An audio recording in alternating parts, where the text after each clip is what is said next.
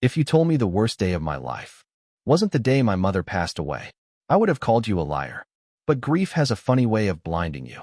It keeps your eyes pinned to the ground, while the vultures circle right above your head. My name is Mark. I'm 32 years old. I work as a structural engineer. My whole life is built on anticipating failure, finding the weak points in a foundation before the entire house comes crashing down. But I completely missed the cracks in my own home. For 3 years, I thought I had it figured out. I had a steady career, a quiet house in the suburbs. And Sarah was everything I thought I needed. She was warm. She was supportive. She had this soft smile that made long days disappear.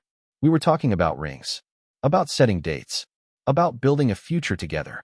And then the call came. Stage 4 pancreatic cancer. That was the diagnosis they gave my mother. The doctors said we had months, maybe less. My world stopped spinning that afternoon. Everything else just faded into white noise. I packed a bag that same night. My mother lived 3 hours away. I couldn't leave her alone in that big, empty house. Not while she was slowly fading. Sarah held me in the hallway before I left. She stroked the back of my neck. She looked me right in the eyes. "Go be with her," she whispered. "Don't worry about anything here. I'll hold down the fort. I've got you." I believed her. I loved her so deeply in that moment. I spent the next 6 weeks living out of a suitcase, sleeping in a stiff recliner next to my mother's bed, listening to the steady hum of the oxygen machine, watching the woman who raised me disappear into the sheets. It was brutal. It was the kind of tired that sinks into your bones. I called Sarah every night, usually around midnight. Sometimes she answered right away. Sometimes it went straight to voicemail. She said she was exhausted from work. She said she was keeping busy to avoid missing me. I felt terrible for leaving her alone. That's when my stepbrother offered to help. Leo. Leo is a year younger than me. My dad married his mom when we were teenagers. Leo was always the charming one. The guy who drifted from job to job. Always had a quick joke ready. Always needed to borrow $50. He lived about 20 minutes from my house. When I told him about Mom, he sounded totally devastated. He offered to check in on Sarah, to help with the yard work, to make sure the pipes didn't freeze. "Focus on Mom," Leo told me over the phone. "I'll make sure Sarah isn't lonely. You're my brother, Mark. I've got your back." Looking back now, the exact words he used make my stomach turn. I thanked him. I actually thanked him. Weeks bled into each other. My mother was slipping away fast. My mind was entirely consumed by doctors, by tracking morphine dosages, by whispered goodbyes. But slowly, little things started shifting back home. Small, almost invisible things. Sarah stopped asking about my mom's condition. Her texts got shorter, more mechanical. "Hope today was okay. Going to sleep early." One Thursday night, I called Sarah at 9. She didn't pick up. I checked our shared doorbell camera app. I just wanted to see if she was home from work. The app was blank. It said the camera was disconnected. Offline. I figured the Wi-Fi had dropped. It happens. I texted Leo to see if he was nearby, just to ask him to check the router. No response. An hour later, I opened my bank app. I needed to pay for my mom's prescriptions. I noticed a new charge on our joint credit card, from a liquor store down the street from my house. Time-stamped exactly 20 minutes ago. I dialed Sarah's number again. It rang 3 times. Then, the line clicked open. But she didn't say hello. Instead, I heard the shower running, and a man's voice in the background, laughing. I held the phone to my ear. My hand was shaking so hard I could barely grip the plastic. I didn't breathe. I just listened to the sound of the water hitting the shower tile. And that laugh. Deep. Resonant. Familiar. "Sarah?" I whispered into the receiver. No answer. Just the muffled sound of a glass bottle clinking against the bathroom counter. Then, the call abruptly disconnected. My brain scrambled to make sense of the noise. It's a podcast, I told myself. She's listening to a comedy special while she showers. Or maybe she had a coworker over to vent about the stress. Anybody. You don't immediately jump to the worst conclusion. Not when your world is already falling apart. You cling to the logic that keeps you safe. 10 minutes later, my phone buzzed on the hospital nightstand. It was a text from Sarah. "Hey babe. So sorry, just woke up. Fell asleep on the couch watching a movie. Everything okay with Mom?" I stared at the glowing screen. She just woke up? I had heard the running water. I had heard the laugh. My chest tightened. A slow, suffocating pressure right under my ribs. I typed back carefully, forcing my fingers to stay steady. "Just checking in. Miss you." Miss you too, she replied instantly. Going back to sleep. Exhausted. Love you. I didn't sleep a single second that night. I sat in the dark, sterile hospital room, watching the green lines on my mother's heart monitor spike and dip, wondering what the hell was happening in my own house. 3 hours away. The next morning, my stepbrother called me. Leo sounded energetic. Too energetic for a guy whose stepmother was dying. Hey man, just checking on you, he said. How's mom holding up today? I told him there was no change. Then, trying to sound casual, I asked if he had swung by my place. Yeah, actually, he said, without missing a single beat. I stopped by yesterday afternoon. Mowed the lawn for you. Sarah seemed super stressed, but she's holding it together. Don't worry about her, bro. I'm keeping an eye on things. I thanked him, but as soon as the call ended, I checked the weather app for my home zip code. It had rained all day yesterday.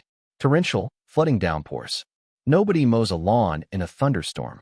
Why would he lie about something so stupid? Unless he was building an alibi for being at my house. For the next 3 days, I lived in 2 entirely different hells. In the daylight, I was the grieving, devoted son, holding a wet sponge to my mother's dry, cracked lips, listening to the hospice doctors talk quietly about palliative care. But in the dark, I was a desperate detective in my own life. I couldn't leave the hospital. I was trapped by grief and duty, while my future was being dismantled behind my back. Late Tuesday night, I logged into our shared cell phone provider account. I pulled up the billing details for Sarah's number. I didn't want to look, but I had to know. There were hundreds of text messages, all going back and forth to one specific number. Late at night, early in the morning, during her lunch breaks, I cross-referenced the digits with my contacts. It was Leo. They were texting more in a single day than she and I had texted all week. My mother slipped into an unresponsive state on Sunday afternoon. The nurses pulled me aside and said it was the final stage. I sat beside her bed, holding her fragile, paper-thin hand. I needed Sarah. I needed the woman I was going to marry to hold me while I watched the woman who gave me life fade away. I called her number. It went straight to voicemail. I texted her. Mom is passing. Please come right now. Delivered. Read. No reply. I waited an agonizing hour in total silence. Then, I opened a family tracking app we used for road trips.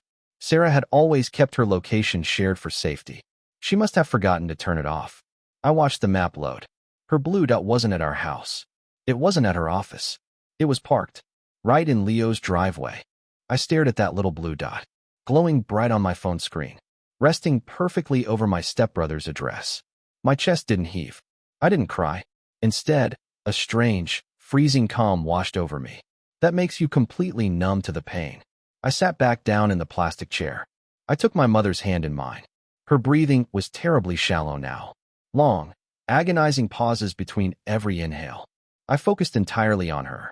I pushed the image of Sarah and Leo out of my mind. I locked it in a dark box, and I threw away the key. This moment belonged to my mother. I wasn't going to let them steal it. At 2:14 a.m., the room went perfectly silent. The monitors flatlined. The nurse stepped in, placed a hand on my shoulder, and nodded. She was gone. My anchor. The only person in the world who loved me unconditionally. Gone. I sat in the dark for another hour. Just me and the empty shell of the woman who raised me. Then, I picked up my phone. I dialed Sarah's number. It went straight to voicemail again. I didn't leave a message. I called Leo. Voicemail. Of course. They were probably asleep. Together, I texted them both the exact same message. Mom is gone. I'm coming home tomorrow. The replies came in the next morning. Only 3 minutes apart. Leo, bro, I am so incredibly sorry. I'm here for whatever you need. Sarah, oh my God, baby, I'm so sorry. I fell asleep so early. I'm making up the guest room for when you get back. I read her text twice. She fell asleep early. Right. The drive home took 3 hours. 3 hours of absolute silence in my truck. No radio. No podcasts. Just the hum of the tires on the asphalt and the gears turning in my head. I just analyzed the data. Our lease had both our names on it. My savings account was separate, thankfully. But the wedding deposits? The joint credit cards? I had to untangle all of it. Carefully. By the time I pulled into my driveway, the grieving son was gone. I was just an engineer again, and I was looking at a structurally compromised life. I needed to dismantle it safely, without getting crushed in the collapse. Sarah ran out the front door as soon as I parked. She threw her arms around my neck. She buried her face in my chest and sobbed. "I'm so sorry," she kept repeating. "I'm so sorry you had to go through that alone." I stood perfectly still. I let her hold me. I breathed in the scent of her shampoo. It was different. She always used a coconut vanilla brand. This smelled like cedar and mint. It smelled exactly like the body wash in Leo's guest bathroom. I patted her back. "I'm just glad to be home," I lied. My voice didn't shake. It was terrifyingly steady. The funeral was scheduled for Thursday. Leo came over every single day to help with the arrangements.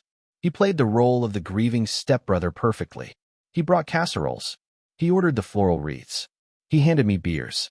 But I was watching them now. Once you know what to look for, it's impossible to unsee. I saw the way they never stood too close in the kitchen, overcompensating. I saw the quick, silent glances across the living room.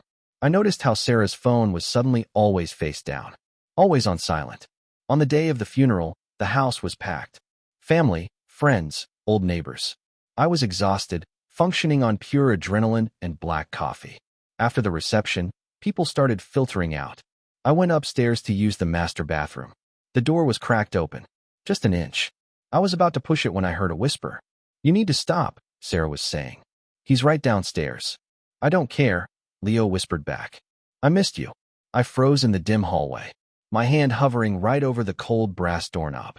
I had a choice to make: kick the door open and scream, or walk away and destroy them entirely. I didn't kick the door. I didn't scream. That's what a man in a movie would do. Someone who wanted a messy, explosive scene. But I build things for a living. I know that explosions cause collateral damage. If I confronted them right there, in my house, surrounded by my grieving family, I would look like a lunatic. They would spin it. They would say my grief was making me paranoid. Sarah would cry. Leo would play the concerned, protective brother. And I would be the villain at my own mother's funeral.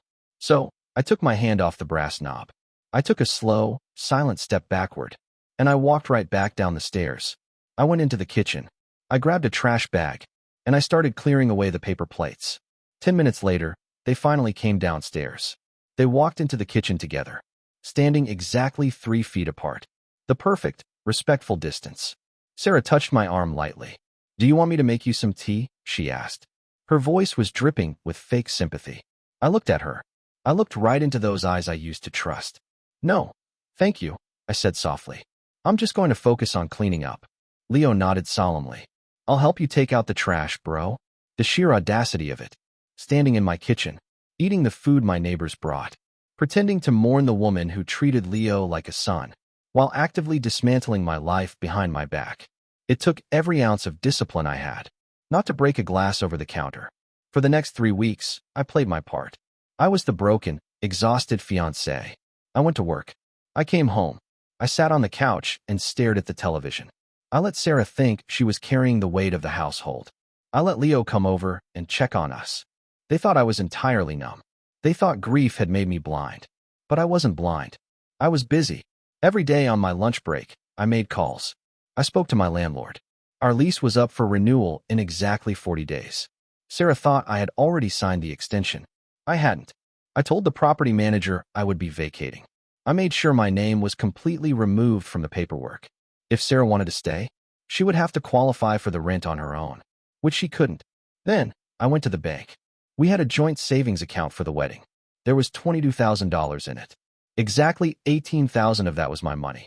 From my bonuses. From my overtime hours. Sarah had only contributed $4,000. I didn't take it all. That would be illegal, or at least messy. I withdrew exactly $18,000. I left her $4,000 sitting right there. And I transferred my funds into a private, solo account. I canceled the venue. I canceled the caterer. I got my deposits refunded directly to my new account. I was a ghost in my own relationship, quietly erasing my footprints, while they planned a future they thought I was paying for. Then, the final piece fell into place. It was a Tuesday afternoon. Sarah texted me that she was going to her sister's house for a girls' night to decompress. I knew exactly where she was actually going, because I still had access to her tablet at home, which was synced to her phone's messages. I sat at my kitchen island. I opened the messaging app. I watched the text bubble pop up in real time. From Leo. "Hotel is booked. Room 304. He doesn't suspect a thing." Sarah replied 30 seconds later. "Can't wait." See you in 20 minutes. I stared at the glowing screen. A hotel. They were getting bold. Getting sloppy. I slowly closed the tablet. I picked up my car keys from the counter. I didn't just want to catch them. I wanted to burn their entire secret to the ground. And I knew exactly who else needed to be waiting in that hotel lobby. I pulled out of my driveway. My heart wasn't racing. My hands weren't shaking. I just felt incredibly awake. I connected my phone to the truck's Bluetooth, and I made 2 phone calls. First, I called my father. Then, I called my stepmother, Leo's mom. I kept my voice tight. Desperate. You need to meet me at the Oak Ridge Hotel, I said. Right now. I think something terrible has happened to Sarah. Please hurry. They beat me there by 2 minutes. They were standing in the hotel lobby. My stepmother was practically in tears. My dad looked terrified. Mark, what's going on? He asked. Did you call the police? I didn't answer him. I just walked right past them and pressed the button for the elevator. Follow me, I said quietly. They stepped inside, completely bewildered. The doors closed. The ride up to the 3rd floor was completely silent, except for the soft, cheerful elevator music. It felt like a dark comedy. We stepped out onto the carpeted hallway. I led them down the long corridor. Room 302. Room 303. Room 304. I stopped. My stepmother grabbed my arm. Mark, please, she whispered. What is happening? I didn't say a single word. I just raised my fist and pounded on the heavy wooden door. 3 loud, echoing knocks. Then I stepped back. We waited 10 agonizing seconds. Then, I heard the deadbolt click. The door swung inward, and there stood my stepbrother. My grieving, supportive, loyal stepbrother. He was wearing nothing but a white hotel towel. His hair was wet. A half-empty bottle of champagne was in his hand. The color completely drained from his face. He looked at me. Then he looked at my father. Then he looked at his own mother. Mom, he choked out. His voice cracked like a terrified little boy. Babe, who is it? Sarah's voice drifted from inside the room. A second later, she appeared behind him, wearing one of the oversized hotel bathrobes. She saw us. Her jaw physically dropped. The champagne glass in her hand slipped. It shattered all over the entryway floor. Nobody moved. Nobody breathed. The silence in that hallway was the heaviest thing I have ever felt. My stepmother let out a terrible sound. A horrible, suffocated gasp. She covered her mouth with both hands. My father stepped forward. His face turned a deep, dangerous shade of red. You disgust me, my dad whispered to Leo. While he was burying his mother. You were doing this? Leo tried to speak. He tried to put his hands up, but there was absolutely nothing to say. I looked at Sarah. She was shaking violently. Tears were already streaming down her face. Mark, she sobbed.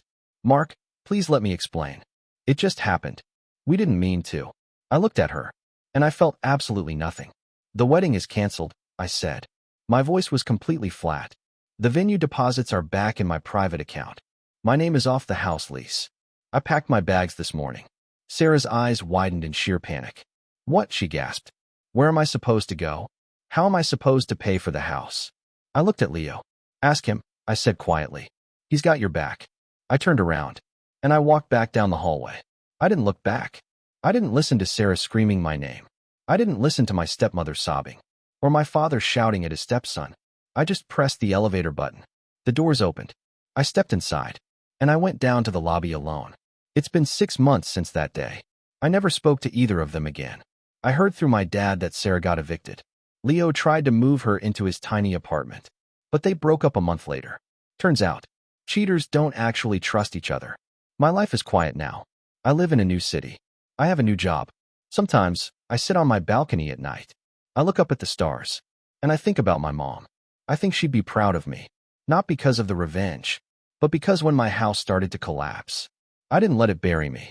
I walked out the front door, and I built something entirely new.